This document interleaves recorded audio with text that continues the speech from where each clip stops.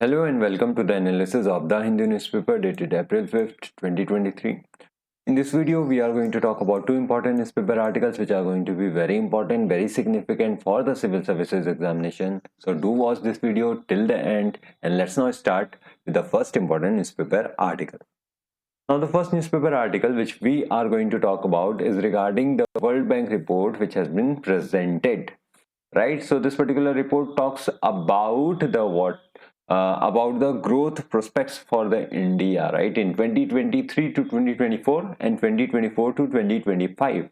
This is what this particular newspaper article talks about, and that is why it is important for us for the GS paper 3, that is Indian economy and issues relating to planning, mobilization of resources, growth, development and employment. Right, let's first understand the context of it and then we will talk about all the major pointers present in this particular newspaper article, as well as we are going to talk about the World Bank itself.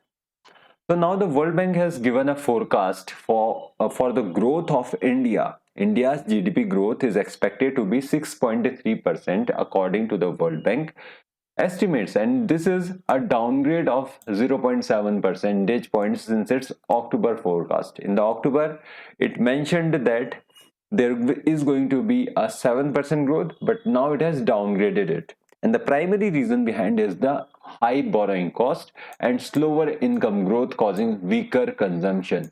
And this is followed by government's tightening fiscal expenditure, says the World Bank in its particular report known as South Asia Economic Focus Expanding Opportunities Towards Inclusive Growth. Right? So this is the particular report which says that 6.3% growth is going to be there in India in 2023 to 2024. Right? So now India has fared much better than the rest of the South Asian region, and two major concerns regarding the growth in India were the female labor participation rate, which has dropped below the 20%.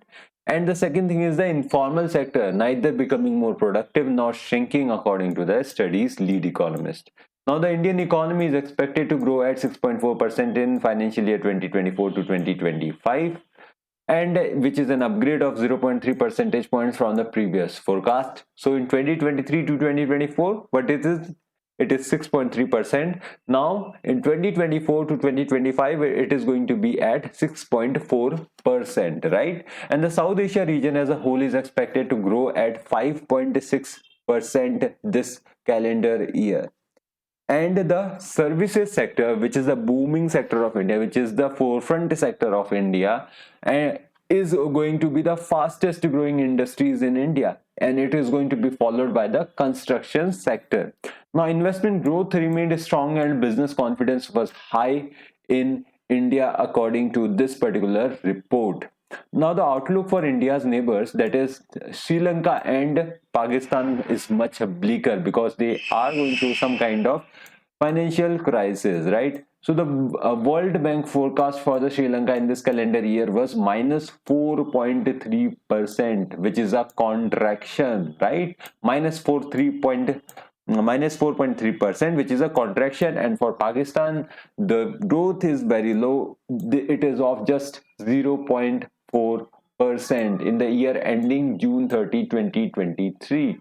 This is a very low number as we compare to India. India is on the positive side. In 2023 to 2024, the growth is going to be 6.3%, though this is a downgrade from the 7% forecast that was mentioned earlier in the October, but it is very substantial, 6.3%, right?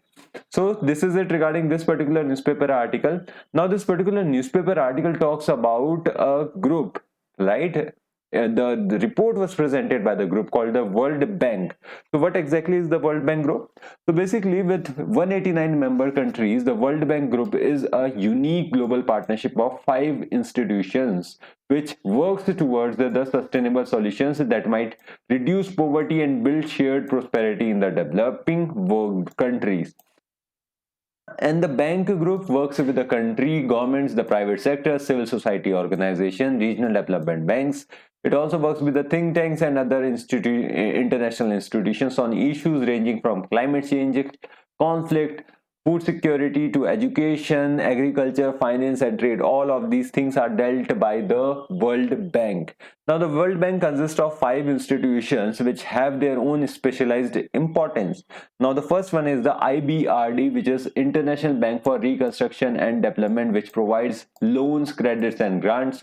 Then we have the International Development Agency, that is IDA, which provides a low or no interest loans to the low income countries. Then we have the IFC, that is the International Finance Corporation, which provides investment advice and asset management to companies and government. Then we have the Multilateral Guarantee Agency, that is MIGA, which ensures lenders and investors against a political risk such as war. Now we also have the International Center for Settlement of Investment Disputes, which settles international investment disputes between the investors and the countries, right? And all of these efforts support the World Bank's twin goals. What are the twin goals? First one is to end the extreme poverty by 2030, and the second one is to boost shared prosperity of the poorest 40% of the population in all countries, right? Let me revise it. There are 5 institutions: IBRD, IDA, IFC, MIGA, ICSID.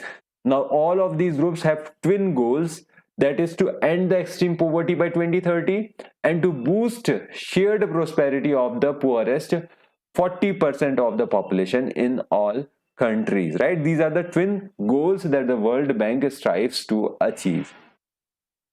Now there is a lot to World Bank itself, but it's not relevant at this point of time to discuss it, and moreover we have discussed it in the previous lectures a lot, right? So we are going to just skip all of the other parts where it was founded or where it was formed, and we are going to talk about the reports that it basically presents. So there are some of the major reports that the World Bank publishes.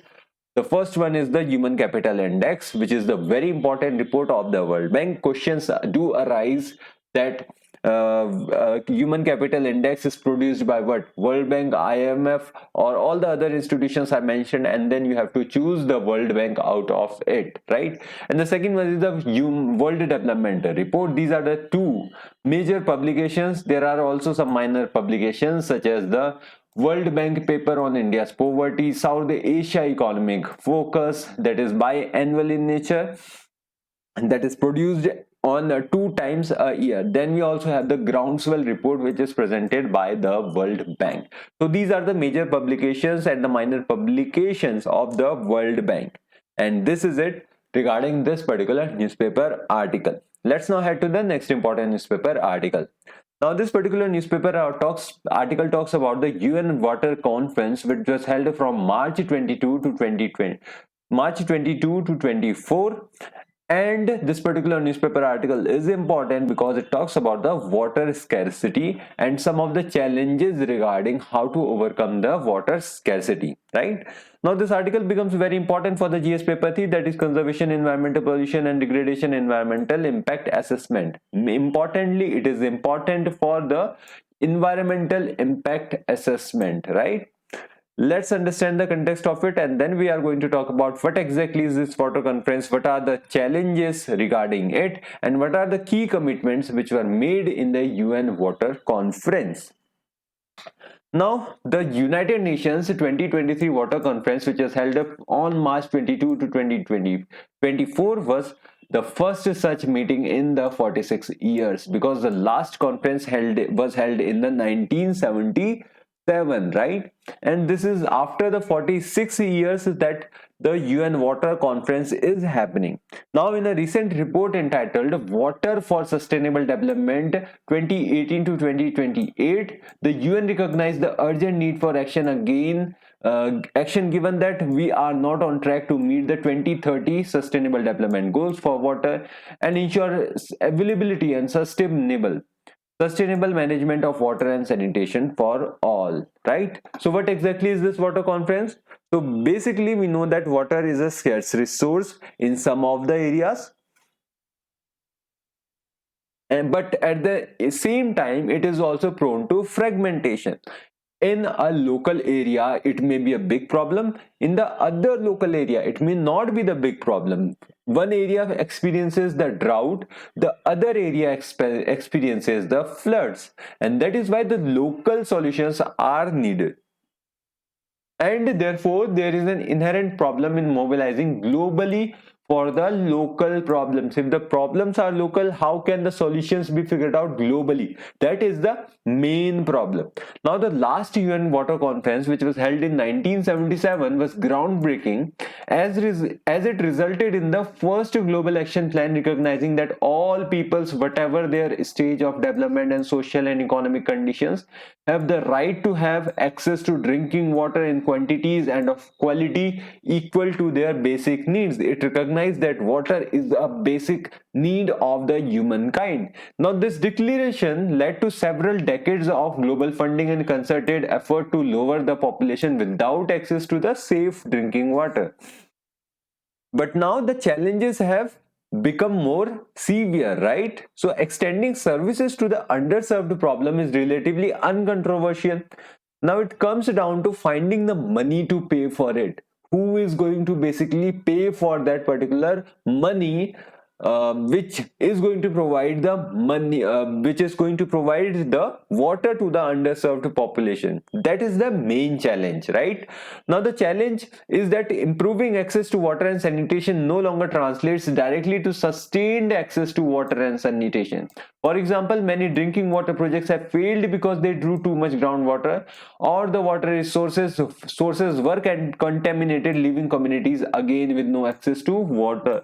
This problem has been largely seen in the states of the Punjab and Haryana, where a lot of groundwater is abstracted for the agricultural pumping, and this has led to the big problem. Will these areas suffer the consequences in the later stage? We do not know, but it is expected that they are going to suffer a lot of consequences because of a lot of groundwater extraction, right? And this would need a policy change which requires many agencies and ministries to cooperate, right? So now this year's conference resulted in 713 voluntary commitments by philanthropic donors, governments, corporations and NGOs, and this included $50 billion commitment from India to improve rural drinking water services under the Jal Jeevan Mission. Now the Jal Jeevan Mission is the flagship program for providing basic access to water to everyone, right? Everyone in the country, and it has been the largely successful project of the Indian government. And this particular $50 billion commitment from India has been included in this particular UN Water Conference. We also, Indians, have shown that we are also very, very capable of providing the last mile connectivity of water to everyone. And on the technology front, apart from specific innovations in wastewater treatment, there were several proposals for incubation platforms focusing on the water management in the water conference, right? So a notable tool there was the W12 plus Blueprint, a UNESCO platform hosting city profiles and case studies of the programs, technologies, policies that address common water security challenges. The basic and the foremost importance of this particular W12 plus blueprint is that it recognizes the local needs of the individuals, and an effort called the making rights deals offered to keep marginalized communities and women understand how to exercise their rights. And women empowerment is also going through this particular commitments in the UN Water Conference. And similarly, the Water for Women Fund offered mechanisms to more effective and sustainable water, sanitation and hygiene outcomes for women. However, whether these commitments will become binding through the COP, that is Conference of Parties process, only time will tell. Because the UN Water Conference, no matter how good it says, at the end of the day, it's not binding on the countries. Only when you bring it up in the Conference of Parties, then only it becomes more legally binding to the countries, right? So this is it regarding this particular newspaper article, and this is it for the day. Thank you from my side. Do like and share the video and subscribe to this channel. Have a good day. Bye.